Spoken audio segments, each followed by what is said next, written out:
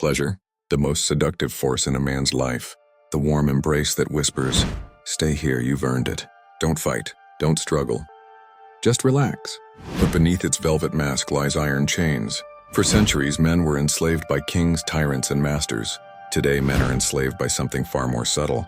Not whips, not prisons, not armies, but their own cravings. This is the new prison of men. A prison without walls, a prison without guards, a prison that disguises itself as freedom. It begins with small indulgences.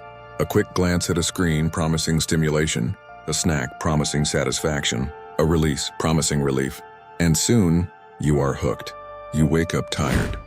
You reach for your phone, scroll, scroll, scroll. Hours pass. Then you eat food not because you're hungry, but because your body demands the sugar hit. Then you release not because of love, not because of intimacy, but because it's easy, and all the while you think you are choosing. But the truth is far darker. You are not choosing. You are obeying. The prison of pleasure doesn't announce itself with chains. It doesn't drag you in with force. It seduces you. It convinces you that it is the path of freedom. A man chained by iron knows he is a prisoner, but a man chained by pleasure believes he is free.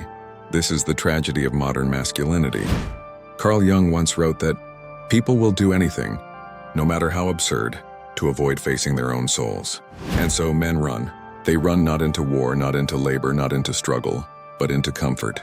Comfort is the new battlefield. The glowing screen is the new battlefield. The fridge, the bottle, the bed, the endless scrolling, and these are the enemies. And make no mistake, pleasure is not neutral. It comes with a cost. Each time you give in, you trade something away. Not always something you can see, not always something you can measure, but something vital, your vitality itself, your energy, your drive, your hunger to push forward. Nietzsche warned that what men should fear most is not hardship, but comfort. He saw that suffering can make men strong. Struggle can forge character. Pain can carve depth into the soul. But comfort? Comfort rots. Comfort dulls. Comfort empties. You think you are enjoying life, but what you are really doing is dying slowly. And the world around you encourages it, because weak, distracted men are easy to control. A man with fire in his eyes is dangerous. A man with endless dopamine in his bloodstream is docile. Ask yourself this. Why is it that after hours of scrolling you feel more empty than when you began? Why is it that after binging on food you feel heavy, sluggish, even guilty? Why is it that after release you feel drained, not stronger? Because pleasure is not designed to fulfill you. It is designed to keep you chasing. The more you consume, the weaker you feel. The weaker you feel, the more you consume. A cycle, a loop, a trap. And yet men believe this trap is life. They say, at least I'm enjoying myself. At least I'm living. But are you living? Or are you just numbing? There is a difference between a man who tastes pleasure as a celebration of life and a man who clings to pleasure as an escape from life. The first man uses pleasure as a reward for his struggles. The second man uses pleasure as a shield against his struggles. One grows stronger. The other wastes away. You may not see it in a day or even a year, but look at men after 10 years of slavery to pleasure. Their shoulders collapse. Their eyes grow dim. Their voices lose their weight. Their presence vanishes, because slowly, piece by piece, pleasure robs them of their spirit. Carl Jung called it possession of the soul, not by demons or ghosts, but by illusions. The illusion that a screen can give you life. The illusion that sugar can give you energy. The illusion that release can give you peace, but it never does. Instead, it hollows you out, until the man in the mirror no longer resembles who you were meant to become. Look around you. The entire system is built on your addiction to pleasure. Why do you think food companies pour billions into making snacks more addictive, more engineered to hijack your brain? Why do you think social media apps hire neuroscientists to design infinite scrolls, endless notifications, dopamine traps that keep you hooked? Why do you think adult entertainment is free, instant, and everywhere? It's not generosity. It's control. The weaker you are, the more profitable you become. The more distracted you are, the easier you are to manipulate. The more addicted you are, the less dangerous you are. Because a man who is addicted cannot build. He cannot rise. He cannot fight. He can only consume, and the world feeds you this illusion with a smile. Indulge, they whisper. You deserve it. Life is short. Treat yourself. But beneath those sweet words lies a darker truth. They don't want you powerful. They want you pacified. They don't want you disciplined. They want you distracted. They don't want you free. They want you dependent. And so they flood you with pleasure, cheap, shallow, endless pleasure. Not to give you life, but to steal it from you. You may laugh at the man who lived centuries ago, chained by a king, enslaved to labor, but at least he knew he was not free. You sit in comfort. Your chains are invisible, and you call them freedom. But ask yourself, if you cannot go a day without the screen, without the release, without the hit of pleasure, are you free, or are you owned? What happens when a man resists? When he looks temptation in the eye and says no, something awakens, something primal, something ancient. His body, once drained, begins to repair itself. His mind, once fogged, begins to sharpen. His spirit, once beaten, begins to rise. Because discipline is not punishment. Discipline is liberation. The man who denies himself cheap pleasure discovers a richer pleasure. The pleasure of control, the pleasure of strength, the pleasure of becoming dangerous again. When he says no to the screen, his focus deepens. When he says no to indulgence, his energy grows. When he says no to release, his presence radiates. Women feel it. Men respect it. Even children sense it.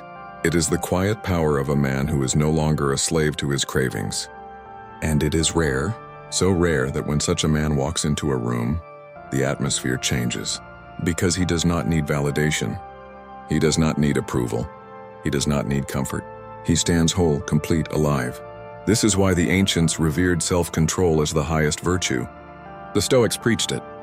The monks lived it. The warriors trained by it. They knew what modern men have forgotten. That freedom is not the ability to indulge in anything you want. Freedom is the power to say no. A man who cannot say no to himself is not a man. He is a prisoner dressed in comfort. But the man who can say no, who can deny the easy path and choose the hard one, that man cannot be stopped. History is filled with men who understood this secret. Muhammad Ali, before his greatest fights, would abstain from women. He said it bluntly, "It makes you weak. It takes the snap out of your punches." He knew that strength wasn't just built in the gym. It was preserved in discipline. Nikola Tesla, one of the brightest minds to ever live, chose celibacy. He claimed it sharpened his focus, fueled his genius, and gave him visions of the future that ordinary men could not even imagine. The samurai of Japan practiced control, not indulgence. For them, honor meant mastery of the self before mastery of the sword. Even in ancient Rome, before gladiators entered the arena, they abstained. They knew their lives depended on holding their energy, not wasting it. Why? Because they understood that a man's life force is not limitless.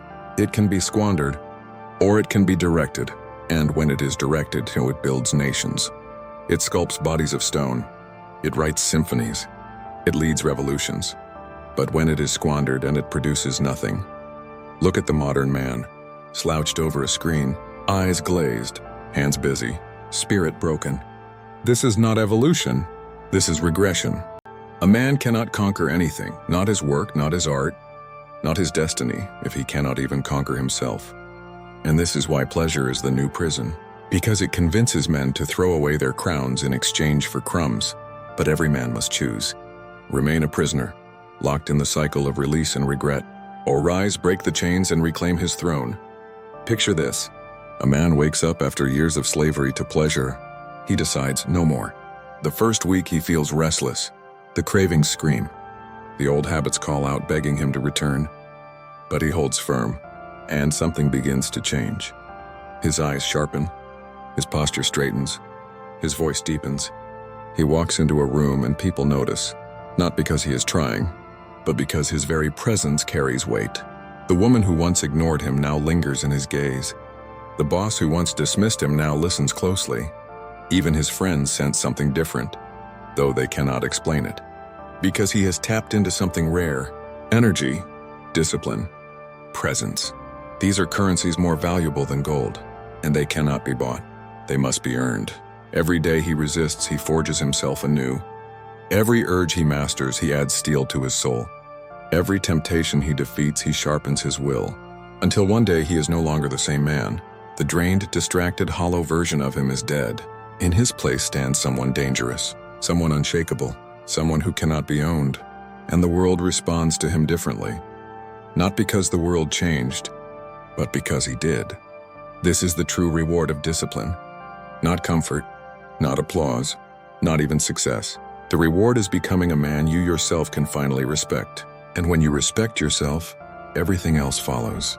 But what if you don't change? What if you keep choosing the easy path, the instant hit, the empty release? The decline is quiet, almost invisible. You don't notice it at first. One day of indulgence feels harmless. One night of escape feels like nothing. One surrender feels like a small thing. But piece by piece, drop by drop, you bleed yourself out. Your energy fades. Your ambition shrinks. Your fire dies. The man you could have been, the man burning inside you, suffocates under the weight of wasted days. Until one morning, you wake up and realize you are no longer dangerous. You are no longer sharp. You are no longer alive. You've become ordinary, comfortable, safe. But safety is not what you were made for. You were made to rise. You were made to create, to fight, to conquer. You were made to carry weight. The weight of your mission, your family, your destiny. And yet here you are, enslaved by pixels on a screen, by cravings that drain you, by pleasures that weaken you. This is the tragedy of modern men. Not that they fail once, not that they stumble, but that they accept mediocrity. They accept weakness. They accept the slow death of their spirit as if it were normal. And when the years pass, when the mirror shows a tired man with empty eyes, regret will whisper, "You traded your crown for crumbs." But here's the truth.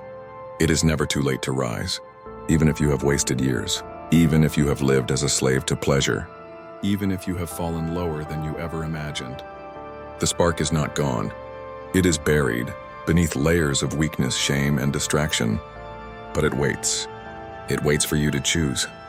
And the moment you choose, everything begins to shift. The cravings that once ruled you lose their grip.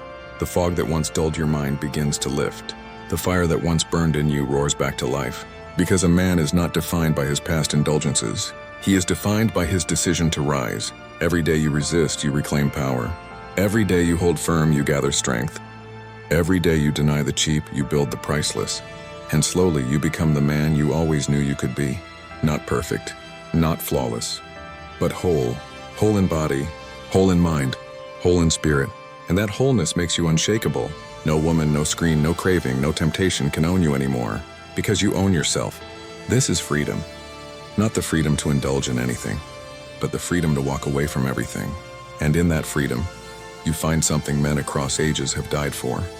Respect. Respect from others, yes. But more importantly, respect from yourself. Now imagine this man reborn. He no longer drags himself out of bed with heavy eyes and a hollow chest. He rises with fire in his lungs. He trains his body until it becomes a weapon. He sharpens his mind until it cuts through noise like a blade. He forges his spirit until storms cannot move him. He walks into the world and people feel it. The energy, the presence, the quiet unspoken authority. Women notice, not because he chases, but because he doesn't need them. Men notice, not because he brags, but because he commands respect without a word. The world notices because he begins to shape it instead of being shaped by it. This man creates. He builds businesses, movements, legacies. He paints, he writes, he invents, he conquers. Because his energy once wasted is now weaponized. And here's the greatest truth. This man was always there, inside you. He is not a fantasy. He is not a myth. He is your truest self, waiting behind the bars of indulgence and distraction. The question is, will you free him? Every urge you resist is not a loss. It is a deposit into the account of your destiny. Every temptation you deny is not weakness. It is proof of your strength. Day by day, you are building something greater than pleasure. You are building power. And when power and purpose unite, no prison can hold you. Not the prison of pleasure, not the prison of fear, not the prison of weakness. You rise, you create, you lead, you conquer. This is the path. Not easy, not comfortable, but real. And the man who chooses it becomes unstoppable.